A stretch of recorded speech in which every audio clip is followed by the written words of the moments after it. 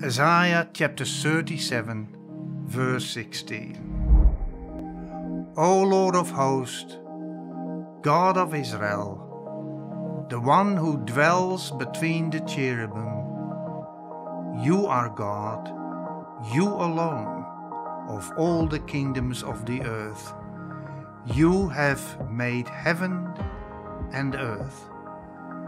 There is an incredible significance here. The king Hezekiah is distraught, discouraged, because of the words of Sennacherib, or the one that speaks on behalf of Sennacherib, the despot of the Assyrian Empire. Jerusalem is in danger. It would appear for all intents and purposes it is about to fall. And then Hezekiah turns to the God that he can trust. The God that is far more powerful than any earthly power, because he is the creator of heaven and earth.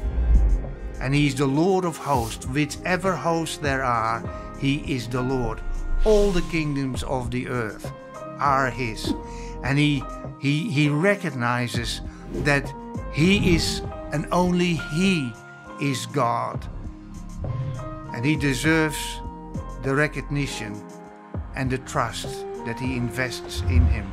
The God who dwells between the cherubim, above the mercy seat. The God that we worship, the creator of heaven and earth, is the God of mercy. And this is what Hezekiah is appealing upon. And he knows that God will hear him. Thou alone. He acknowledged God as the only God. And he will not be disappointed. And he knows that.